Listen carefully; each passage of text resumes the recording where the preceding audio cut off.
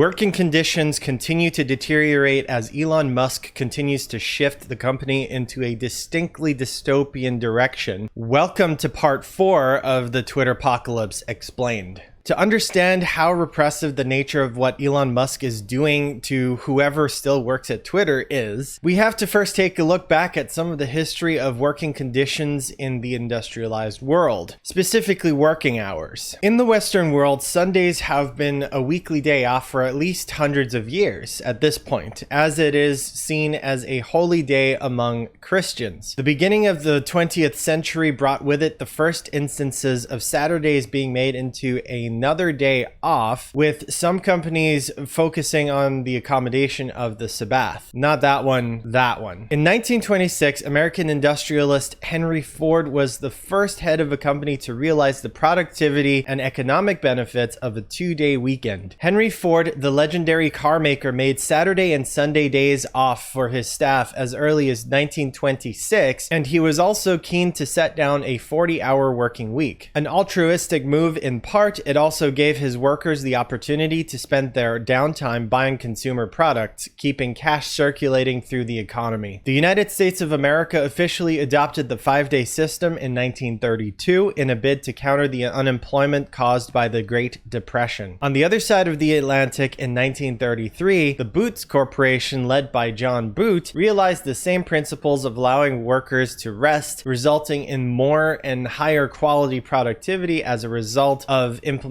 a 2-day weekend in an attempt to reduce the chances of surplus inventory at their new highly efficient factory. The reduced hours meant there was less chance of a surplus, and Mr. Boot had a workforce which showed up ready and invigorated on Monday mornings after having more time for leisure and family activities. Further studies showed that 2 days off each week reduced absenteeism and had a positive effect on productivity. The weekend was therefore made official Boots policy in 1934. These changes eventually led to the so-called 40-hour work week that many people enjoy today, at least compared to working 6 days a week. In the 2020s, there has even been a greater push than before for a 4-day work week, though the impact on productivity and business ability to operate the same hours as a whole has varied from trial to trial. What has stood out, however, is that individual productivity hasn't been reported to decrease, citing that the extra time off is mostly cannibalized from doing work theater instead of actual work. As work takes up more and more of our time, people are spending time at work resting or slacking off, like by surfing the internet or checking social media. A lot of that behavior is people being burnt out and trying ways to recuperate while they're working. We'd rather give people time to rest at home and come back properly focused and efficient during a shorter work week. This conclusion is common sense. If someone is on top of their work and can't or won't do more, there is no benefit to keeping them at the office just idling on their phones doing nothing. If they get to recuperate in the full comfort of their home, the quality of their work can only benefit from it, and they won't feel like they're being forced to sit in a corner just because. The ultimate manifestation of this, of course, is that one should only be at work for the amount of time one is capable of being productive. If someone can do a week's worth of work in a single day, they've literally done their job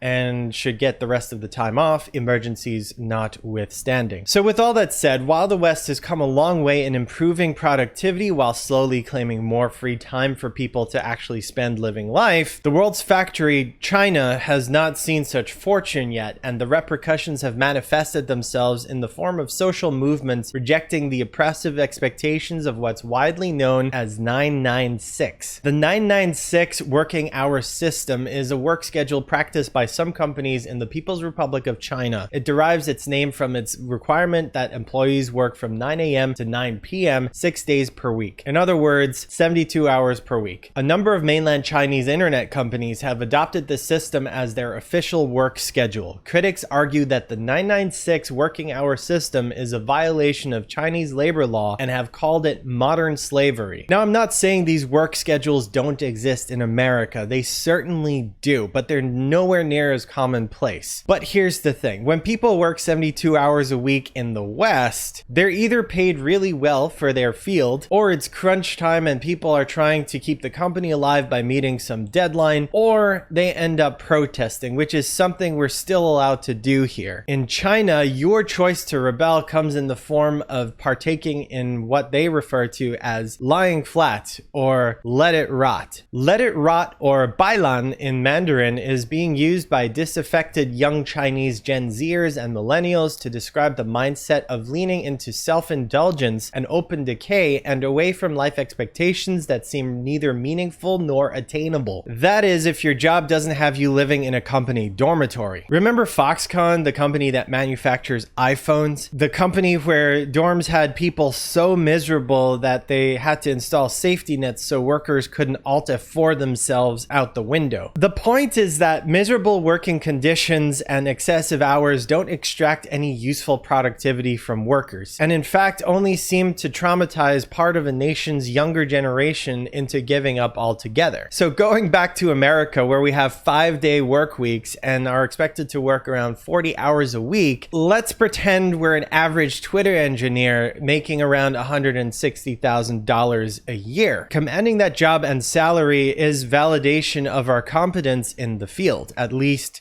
as far as the job market is concerned. Suddenly our new boss has fired half our co-workers and is demanding that we work twice the hours for no extra pay. Our LinkedIn profile is up to date and we have recruiters sending us job opportunities every day. Is there any reason for us to stay at Twitter? I would argue for most, there really isn't. But for those who are, Hotel Twitter is officially open, with beds having been shipped to and set up within the Twitter HQ offices. That's right, you don't have to go home after your 12-hour crunch and can get some shut-eye right at the office itself. Fantastic. And thanks to company-provided meals no longer being offered, you now have the privilege of paying dine-out prices for every meal of your day. California State Senator Scott Wiener told the BBC on Wednesday he's now making them sleep at Twitter. It's clear he doesn't really care about the people. He doesn't care about the people who work for him. Elon doesn't care about his own well-being either. An ex-worker said new Twitter boss Elon Musk has been staying at the headquarters since he bought the firm. Mr. Musk said the city was attacking companies for providing beds to tired employees. In a now deleted tweet, Mr. Musk posted that he would work and sleep in the office until the org is fixed. The difference between Elon and his employees,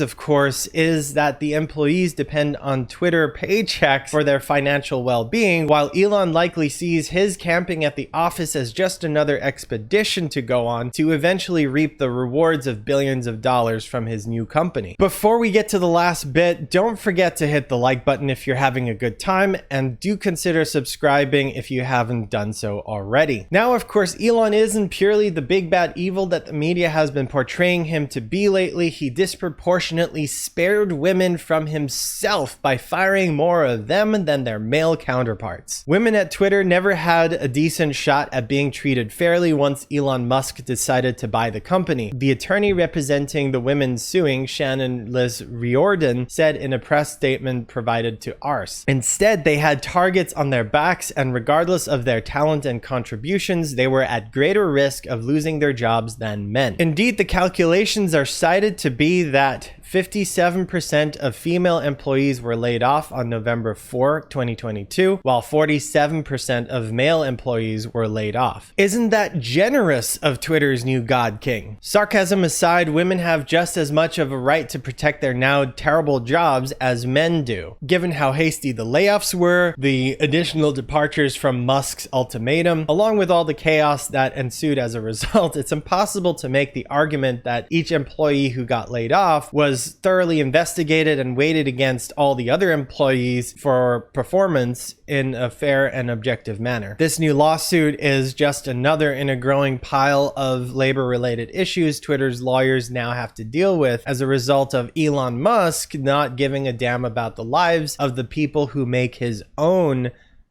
possible. Whether you think he's doing a good job or not, it's undeniable that Elon is spending a lot of time working on what he sees as fixing Twitter. The all-in nature of his new occupation is even at the point where it is drawing scrutiny from his other companies. And Tesla's stock, which has lost more than $500 billion in market value this year, is under renewed pressure as Musk's advisors weighed using the billionaire's shares as collateral for new loans to replace Twitter's debt. The revelations just from the past few days have raised concerns with shareholders already worried about Musk's priorities since he took the helm of yet another company. I don't think it's too hard to draw parallels to another leader who started the year off with a well-oiled machine of his own, who then went on to occupy a place that didn't quite welcome him with open arms. Time will tell whether Elon Musk will succeed in keeping Twitter alive and even financially healthy, but perhaps this will also be a story of a battle between his patience and a company embattled with so many issues, some of his own making, that are open wounds in an organization that rarely breaks even to begin with. A lot of people are making the claim that Elon has cut costs dramatically by getting rid of a lot of employees. This is certainly true, and it almost always works in the short term, and the long-term effects of certain operational functions that no longer get taken care of aren't immediately felt. Things like maintenance and upgrades of infrastructure can go a while without being managed, but at the cost of being harder to make current the longer it is left to rot. Relaxed moderation policies aren't going to take the site down, but over time will make it more difficult to rein in the community when the time comes to manage it the way advertisers and other benefactors need it to be. I know there's exceptions to this already, but we're talking about the general case here, and Twitter will need more money coming in than it did prior to being acquired if it is to stay alive in the long term. People keep organizations going. Elon needs enough of them to stay on board without getting burnt out to keep Twitter alive. Thank you for watching, and let me know what you think will happen in the comments below.